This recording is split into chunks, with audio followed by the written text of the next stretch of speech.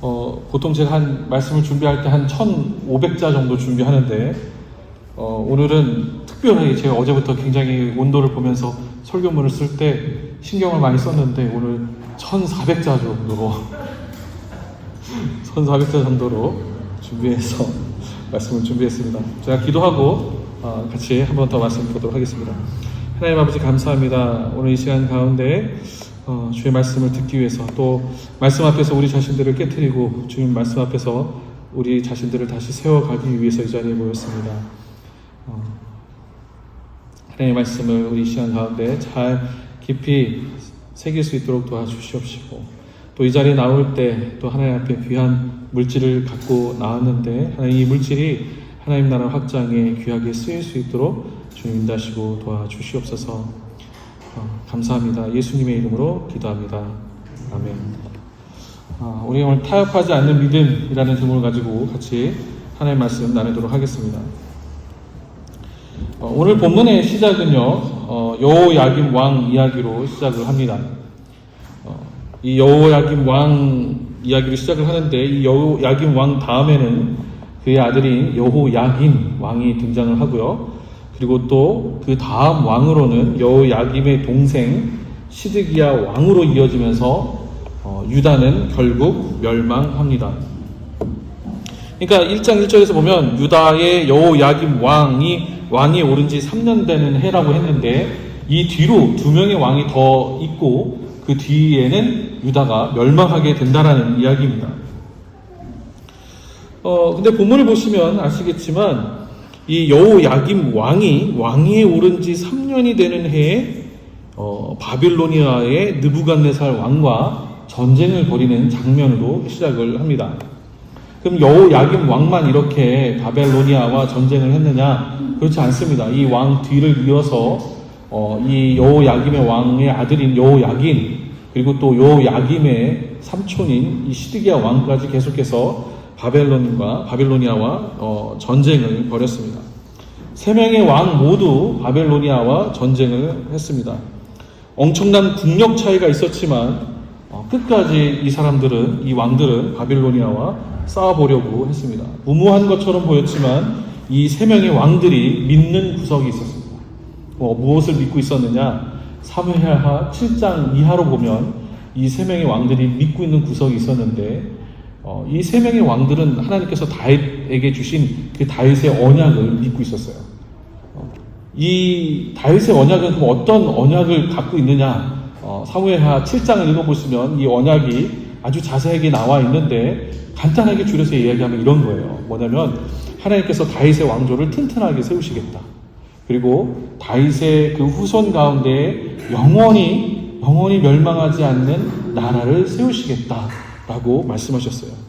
이 말씀을 하나님께서는 나단 선지자를 통해서 다윗에게 말씀하셨어요. 그러니까 다윗의 이 후손되는 왕들이 어떤 생각을 갖고 있겠어요? 내가 다윗의 후손이니까 우리 나라는 결코 멸망하지 않을 거야. 우리는 끝까지 영원토록 하나님께서 우리 나라를 보존하시고 세워가실 거야 라는 믿음을 갖고 있었습니다. 근데 하나님께서 이렇게 축복의 말씀만 주신 것은 아니에요. 어떤 말씀도 주셨냐면 사무엘하 7장 14절을 보면, 만약에 다윗의 후손이 잘못된 길을 걸어간다고 했을 때 하나님께서 징계를 베푸시겠다라는 말씀도 하셨어요. 자, 이렇게 하나님께서 이 다윗에게 그런 약속을 하셨는데, 사실은 이 약속이 다윗에게만 주어지는 것이 아니라, 다윗 가문에게만 해당되는 것이 아니라 모든 사람들에게 주시는 하나님의 약속이었어요. 그런데 이 사람들이 이 말씀을 왜곡하고 자기에게만 내게 유리한 쪽으로만 말씀을 해석하고 적용한 것입니다. 하나님께서 하신 약속을 바탕으로 다윗의 자손은 왕위에 오르면서 하나님의 약속에 대한 믿음을 가졌습니다. 이를테면 이런 거예요. 우리 가문은 절대 망하지 않는다. 우리 왕조도 절대로 무너지지 않는다. 하나님의 말씀에 기초했지만 잘못된 해석을 하고 있었던 것입니다. 그 결과 사무엘하 7장 14절의 말씀처럼 잘못된 길을 걸어가면 하나님께서 징계를 내리시겠다라는 말씀은 눈에 들어오지 않았어요. 내게 유리한 것, 내가 보기 좋은 것만 찾아서 하나님의 약속으로 마음속 깊이 새겨버린 것입니다. 이것이 유다의 왕들이 가졌던 잘못된 믿음이었습니다. 그래서 오늘 본문의 여호야김 왕도 당시 최고의 강대국이었던 바벨로니아와 싸움을 겨뤘고 결국 싸움에서 졌어요. 하나님께서 바빌로니아를 통해서 유다의 왕들과 유다 백성들을 징계하시는 것을 전혀 생각하지 않았습니다. 징계를 당하면서도 징계인 줄 몰랐어요. 자, 다니엘서 1장 2절입니다. 주님께서 유다의 여호야김 왕과 하나님의 성전 기물 가운데서 일부를 느부갓네살의 손에 넘겨주셨다. 그는 그것들을 바벨로니아 땅 자기의 섬기는 신의 신전으로 가지고 가서 그 신의 보물창고에 넣어두었다. 자, 1장 2절을 보면요, 여호야김 왕과 성전의 기물 가운데 일부분이 바벨로니아로 넘어갔어요. 그런데 이 2절을 보면요, 그 시작을 주님께서라고 시작하고 있어요. 이 구절, 이 주님께서라고 시작한 것으로 보면 어떤 의미를 갖고 있어요? 여호야김 왕과 성전 기물의 일부분이 넘어간 것이 유대가 힘이 약해서 그런 것이 아니라 유대가 뭔가 부족해서, 뭔가 유대가 강대국의 어떤 힘의 국력 차이에서 당연히 그렇기 때문에 전쟁에서 진 걸 수도 있지만, 본문이 강조하고 있는 것은 하나님께서 유다와 그 다음에 여호야김 왕과 성전의 기물 일부를 넘기셨다라는 거예요. 그러니까 하나님의 뜻이 어디에 있는지를 지금 보여주고 있는 거예요. 그러면 우리가 이 본문을 다니엘서 1장 1절과 2절을 읽으면서 우리가 사실은 이쯤에서 이제 궁금해야 하는 것들이 있죠. 어떤 것들을 궁금해야 하겠습니까? 여호야김과 그의 뒤를 이은 왕들이 어떤 잘못을 저질렀는가? 그래서 하나님께서 왜 이런 징계를 내리시는가? 우리가 한번 궁금해야 되겠죠. 자, 그러면 왜 하나님께서 이 유대에게 여호야김 왕과 그리고 결국은 유다 왕조를 왜 멸망시켰었는가? 이 이유가 사실은 있어요. 열왕기하 23장 이후로 그리고 역대하 36장을 보면 이 유대가 왜 징계를 받고 있는지를 잘 말하고 있어요. 어떤 이유로 징계를 받고 있냐면 이들이 하나님 보실 때 악한 일을 행했기 때문이라고 말하고 있습니다. 약간 설명을 하자면 유다의 왕들은 이방 족속의 왕과 같은 성격의 왕이 아니었어요. 이스라엘 백성들에게는 애당초 왕이 없었습니다. 여러분 잘 생각을 한번 더듬어 보세요. 처음에 이스라엘 백성들이 출애굽을 해서 그때 왕이 있었나요? 혹은 사사시대를 거쳤을 때 왕이 있었나요? 왕이 없었어요. 근데 이스라엘 백성들이 주변에 있는 나라들을 보면서 우리도 다른 나라들처럼 왕을 세워주십시오. 우리도 다른 나라들처럼 왕이 우리를 다스려줬으면 좋겠습니다라고 하나님께 간청했어요. 그때 하나님께서 사무엘을 통해서 말씀하신 것이 있었죠. 만약에 너희가 왕을 세우게 됐었을 때, 다른 나라들처럼 왕을 세우게 되었을 때에는 그 왕이 여러분의 백성들, 너희들을 괴롭히고 그 위에 군림할 것이다. 같은 나라로서, 같은 세상과 같은 모습을 가려고 하는 것이 아니라 하나님의 백성으로 제사장 나라로서 살아가기를 원한다라고 말씀하셨지만 이스라엘 백성들은 끝내 왕을 요구했고 왕이 세워졌어요. 그래서 왕이 세워졌을 때에도 어떤 사람이 먼저 제일 세워졌죠? 사울 왕이, 그리고 이스라엘 지파 중에 가장 작은 지파인 사울 왕이 세워졌어요. 그것도 제비뽑기로 세워졌어요. 각설하고 결국 이스라엘 족속의 왕은요, 다른 왕처럼 군림하는 게 아니에요.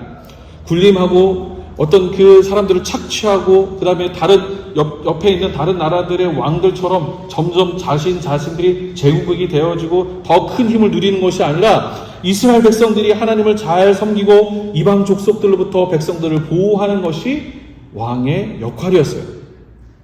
그래서 하나님께서는 왕이 하는 일과 제사장이 하는 일을 분리시켜 놓으셨어요.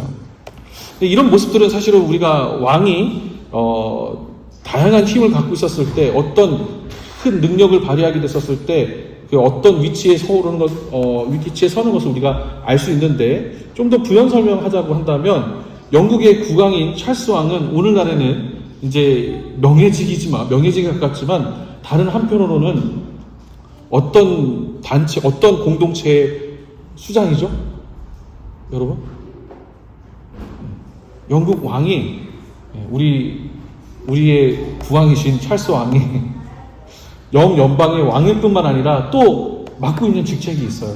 어떤 것들을 맡고 있을까? 영국 성공회의 수장이기도 해요.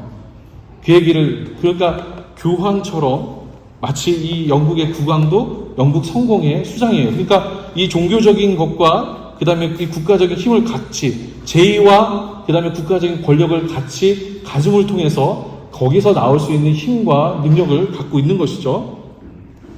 과거 조선의 왕들은 또 어떤 역할을 했습니까? 나라를 다스리기도 했었지만 황구단에서 하늘에 제사를 드릴 때 대표적으로 그 임무를 수행했어요. 그래서 왕은 제의와 군권을 함께 가짐으로써 하늘로부터 자신이 권력을 받았음을 대내외에, 그리고 자신이 하는 말은 하늘로부터 허락되어졌다는 것을 강조하기 위해서 제의와 군권을 같이 갖고 있었던 것이죠. 그런데 이스라엘은 이게 아닌 거예요. 이스라엘은 왕 역시 하나님의 세우신 하나님의 백성이고 대표 백성일 뿐이에요. 하지만 어느새 이스라엘의 왕이 시간이 지나면 지날수록 이스라엘 왕이 백성들의 생사를 결정하게 되었어요. 하나님께서 12지파에게 각 가문별로 나눠준 땅을 어떻게 했어요? 아방처럼 이세벨의 아내와 이세벨과 결혼해서 그 하나님께서 각 지파별로 나눠주신 땅을 빼앗는 사람이 되게 되었어요. 또 왕이 어떤 일을 하게 되었어요? 이민족으로부터 침범을 당했었을 때 자기의 백성들을 보호하는 것이 아니라 이제 전쟁을 일으키는 왕이 되었어요. 오직 자신의 안위에만 관심을 갖게 되었어요. 백성들을 가볍게 여기기 시작한 거예요. 이것이 하나님 보실 때의 악한 왕이었어요. 내 이웃을 내 몸같이 사랑하라고 하나님께서 말씀하셨는데 왕의 직위에 오름으로 인해서 이스라엘 백성들이 제사장 나라 백성으로서 살아갈 수 있도록 열심히 돕고 그렇게 살 수 있도록 해야 되는 왕이 어느새 다른 제국의 왕들처럼, 다른 세상의 왕처럼 똑같은 일들을 행하게 된 것이죠. 그래서 다니엘서 1장 2절은 주님께서 넘겨주셨다라는 표현을 사용함으로 통해서 왕에 대한 하나님의 징계를 보여주신 거예요. 그리고 성전의 기물 역시 일부분을 넘겨주셨다는 것은 하나님께서 유대의 왕이라든지 또 이 세상 사람들과 똑같이 살기를 원하는 유대 백성들의 예배 역시 받지 않으시겠다라는 것을 상징적으로 보여주는 표현이었어요. 왕뿐만 아니라 이스라엘 백성 전체가 악한 일을 행한 것입니다. 이방 족속과 구별되는 것이 아니라 똑같아졌어요. 이스라엘 백성이 거룩함을 잃어버린 것입니다. 유다가 거룩함을 잃어버리게 되었어요. 거룩함을 잃어버리면, 즉 구별됨을 잃어버리게 되면 하나님의 백성들은 아무것도 아니게 되는 거예요. 다니엘서 1장이 이야기하는 핵심 주제는 다니엘과 그의 친구들이 이방 족속이 주는 포도주와 좋은 음식을 먹지 않았다라가 아니라 지금 이 본문이 이야기하고 있는 핵심은 하나님의 백성들이 거룩함, 즉 구별됨을 잃어버리게 되면 어떤 일이 벌어지게 되는지, 그리고 또 하나님의 백성들 가운데서 구별된 거룩함을 지키는 사람에게는 어떤 일이 벌어지고 있는지를 이야기하고 있는 것입니다.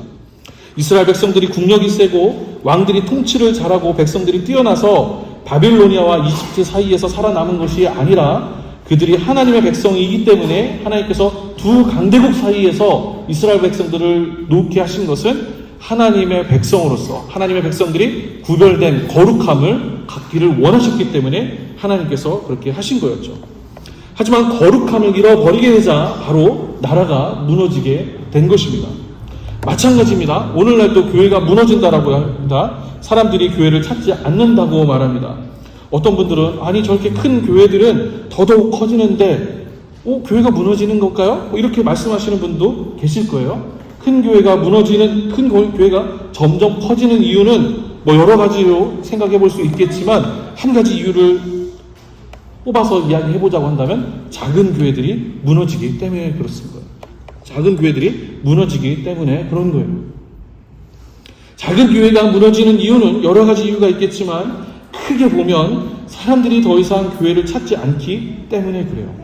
제가 지난주에도 이제 그 두 분의 권사님을 공항에 모셔다 드리면서 이런저런 이야기를 나눴어요. 자신의 자녀들이 왜 교회를 나오지 않게 되었는지, 또 젊은이들이 교회를 왜 떠나게 되었는지, 그런 이야기들을 좀 나누게 되었어요. 근데 많은 젊은이들이 교회를 떠나는데 그 이야기를 공통된 이야기를 하는데 그것은 무엇이냐면 교회가 거룩함을 잃어버리게 되었기 때문에 그렇다라는 거예요. 교회가 세상과 다르지 않기 때문에 젊은이들이 교회를 떠난다라는 이야기를 하고 있는 거예요. 세상에서 힘든데, 그래서 예수 믿고 와서 교회에 와서 세상과 다른 거룩함, 구별됨, 차별성을 이 안에서는 보기를 원하는데 교회도 세상과 똑같은 일들이 벌어지고 있기 때문에 교회에 와서 봐봐야, 교회에 와서 예배드리고 찬양하고 그리고 여기서 성역 공부를 해봐야 세상과 똑같은 이야기가 벌어진다고 한다면 굳이 신앙을 가질 이유가 없기 때문에 많은 젊은이들이 교회를 떠난다라고 이야기를 하고 있었습니다. 그래서 그렇게 작은 교회가 무너지고 잠깐 큰 교회가 커지는 것처럼 보이지만 시간이 점점 지나면 지날수록 작은 교회를 통해서 예수를 믿었던 사람들이 점차 큰 교회로 자신의 어떤 신앙적인 훈련이라든지 이런 것을 위해서 찾아가게 되는데 결국은 작은 교회들이 무너지게 되니까 많은 젊은이들이, 많은 사람들이 교회를 떠나게 되다 보니까 결국은 교회 전체가 무너지게 되는 것입니다. 마찬가지로 거룩함을 잃어버리게 되면 거룩함을 되찾기 전까지는 계속해서 무너지게 되는 것입니다. 다시 본문으로 돌아가서 다니엘서 1장 3절과 4절입니다. 3절과 4절을 보면요, 유다 왕이 바벨로니아에 잡혀갔습니다. 성전의 기물도 일부 바벨로니아에 들어가게 되었습니다. 유대는 전쟁에서 졌습니다. 그러나 그것이 끝이 아니었습니다. 가만히 살펴보면요, 바벨로니아 사람들은요 상당히 지혜로웠던 것 같아요. 그들은 유대를 완벽하게 손아귀에 넣고 싶어 했어요. 그래서 왕과 귀족의 자손들 가운데에서 똑똑한 이들을 바벨로니아에 데리고 와서 바벨로니아의 언어와 문학을 가르치게 배우게 했습니다. 뒤은 본문을 보면요, 이름도 바꾸게 했어요. 다니엘이라는 이름에서 다른 이름으로 바꾸게 했죠. 먹는 음식도 자신들이 주는 음식으로 먹게 했어요. 완전히 바벨로니아 사람 되게 하는 것입니다. 과거 우리나라는, 한국은 36년 동안 일제 치하를 경험했습니다. 그 결과 일본의 문화가 한국에 엄청난 영향력을 주게 되었어요. 불과 36년의 일제 통치만으로도 엄청난 영향을 받게 되는 것입니다. 마찬가지로 바벨로니아가 누리고 있는 것이 바로 이런 것이에요. 이스라엘 상층부로부터, 왕의 친척들, 귀족들로부터 바벨로니아 사람으로 키워가는 것입니다. 그렇게 되면 손쉽게 이스라엘 백성 전체를 바벨로니아 사람으로 만들어갈 수 있습니다. 상층부 사람들이 바벨로니아의 언어와 문학을 배워서 계속해서 그것들을 체득하고 그것들을 삶의 기준으로 삼게 되고 그것을 가르치게 되면 모두가 바벨로니아 사람처럼 되는 것입니다. 그러면 어떤 결과가 이루어질까요? 바벨로니아 사람들이 많아지고 바벨로니아 사람들이 국력이 커지는 것은 당연하죠. 그렇지만 유다로 놓고, 하나님의 백성으로 놓고 생각을 해본다면 하나님의 백성들이 제사장 나라의 백성으로서 거룩함, 즉 구별됨이 있어야 되는데 세상 사람들과 다르지 않게 됐다는 거예요. 바벨로니아 사람으로 문학과 그리고 바벨로니아 사람으로 언어와 문학, 거기서 주는 것들을 먹고 자라면 궁극적으로 바벨로니아 사람이 되는데 그것은 단순히 국적만 바뀌는 것이 아니라 하나님 나라 백성으로서, 제사장 나라 백성으로서 삶의 기준점 역시 다 바뀌게 된다는 거예요. 다시 한번 정리해서 이야기하자면 오늘 본문이 말하고자 하는 것은 포도주와 고기 먹지 말라는 이야기가 아닙니다. 오늘 본문의 핵심은 거룩함, 즉 구별됨에 대해서 말하고 있는 것입니다. 무엇이 다니엘과 세 친구들이 바벨로니아로부터 구별되게 하는 것이냐라는 거예요. 앞서 우리는 유다의 왕들이 거룩함을 잃어버리게 되었을 때, 하나님 앞에서 악한 일을 행했을 때 하나님의 징계를 받아서 그 징계로 인하여서 나라를 잃고 자신의 왕위조차도 잃게 되는 것에 대해서 함께 나눴습니다. 그렇다면 이제 이 본문에서 우리가 얻을 교훈은 무엇이냐면, 이 사람들 다니엘과 세 친구들은 도대체 무엇이 있었기에 그들이 무엇이 바벨로니아로부터 구별되게 했는가, 이거 우리 좀 생각을 해봐야 되겠죠. 우리 말로 적용하자면 우리는 이 세상에서 어떻게 구별될 것인가, 다른 말로 말하면 어떤 믿음을 갖고 살 것인가를 말하는 것입니다. 좀 더 본문을 보도록 하겠습니다. 1장 5절입니다. 1장 5절을 보면요, 왕은 왕궁에서 날마다 일정한 양을 정해서 음식과 포도주를 그들에게 공급하도록 해주면서 3년 동안 교육시킨 뒤에 왕을 모시도록 하였다. 자, 5절을 보시면요, 바벨로니아 왕은 다니엘과 그의 친구들을 교육시킬 뿐만 아니라 음식과 포도주를 공급할 계획을 가졌습니다. 그뿐 아니라 3년간 교육을 받으면 왕궁에 채용할 그런 계획이었습니다. 오늘날로 따지자면 한번 생각해 보세요. 포로였는데 그냥 포로로 끝나는 것이 아니라 바벨로니아 왕궁에 가서 왕궁에서 가르쳐주는 아주 엘리트 교육을 받고 그리고 이제 왕궁에 채용되어지는 거예요. 출세길이 열리게 되는 거예요. 게다가 좋은 음식과 포도주를 공급한다라고 이야기하는 거예요. 이게 좋은 음식과 포도주만 공급이 되겠습니까? 바벨로니아에서 오는 온갖 수많은 혜택들이 이 바벨로니아 제국이 갖고 있는 그 제국의 힘과 파워를 이 다니엘과 그의 친구들이 몸소 경험할 수 있는 그런 절호의 기회예요. 누가 포로로 끌려온 사람들에게 이런 기회를 제공하겠습니까? 저라면 어떻게 했을까? 한번 생각해 봤어요? 이거 좀 괜찮다. 이렇게 생각하고 넘어갔을 수도 있었을 것 같아요. 근데 우리가 알고 있는 것처럼 이야기는 그렇게 흘러가지 않습니다. 1장 8절을 보면요. 다니엘은 왕이 내린 음식과 포도주로 자기를 더럽히지 않겠다고 마음을 먹고 환관장에게 자기를 더럽히지 않을 수 있도록 해달라고 간청하였다라고 말하고 있어요. 다니엘은 왕이 내린 음식과 포도주로 자기를 더럽히지 않겠다고 마음을 먹었어요.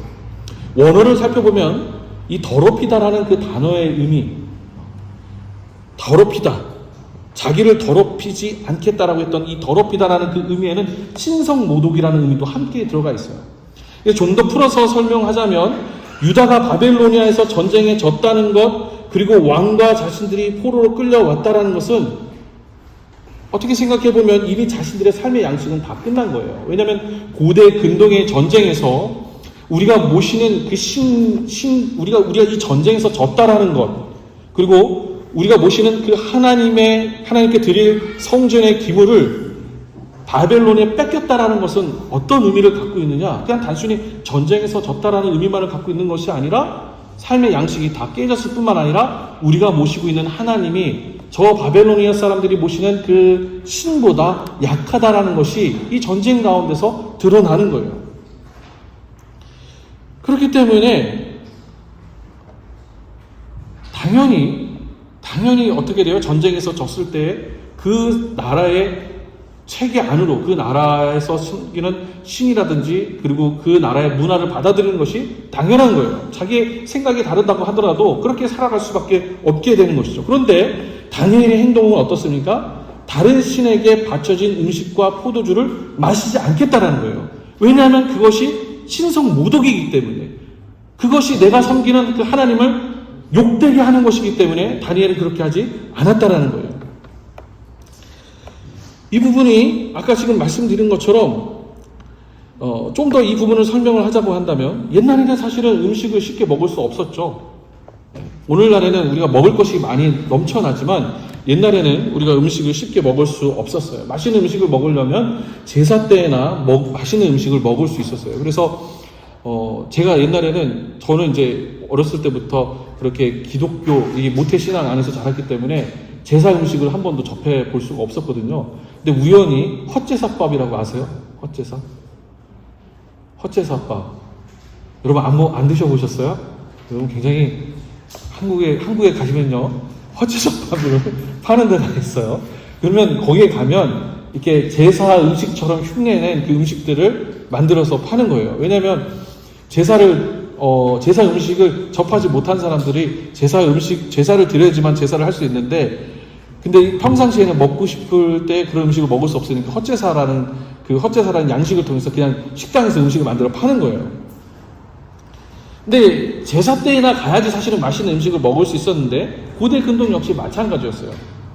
아무리 왕에게 음식을 바친다고 해도 종교적인 제의를 통한 음식이 섞여 들어갔어요.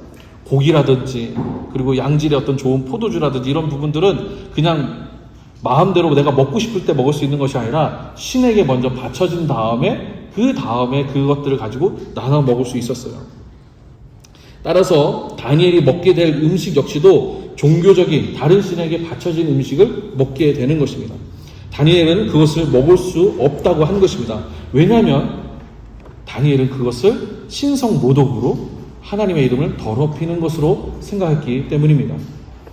다른 이야기로 말하자면 다니엘은 여호야김 왕이 포로로 끌려오고 성전의 기물이 일부 빼앗겨 온 것을 어떻게 생각했을까요? 그것을 하나님의 징계로 봤다라는 것입니다.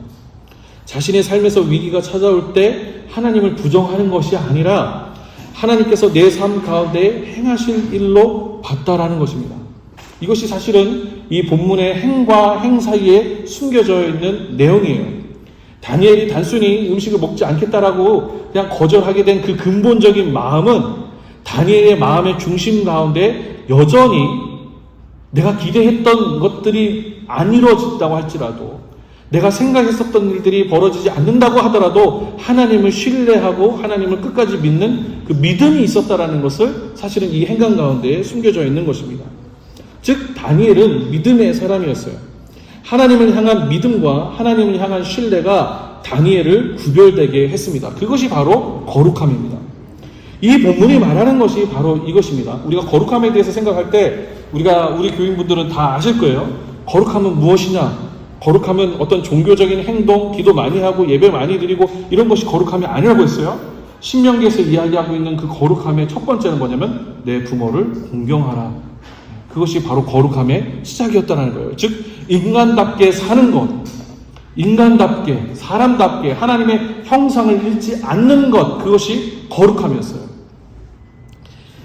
다니엘이 끝까지 믿음을 지키고 거룩함을 지킬 수 있었던 것은 하나님을 향한 믿음, 그리고 그 하나님이 여전히 살아 역사하신다는 것을 믿는 그 믿음이 다니엘로 하여금 거룩함, 구별됨을 갖게 했던 것입니다. 이 본문이 말하는 것이 바로 이것입니다. 그러면 우리가 하나님을 향한 믿음은 어디에서 볼 수 있을까요?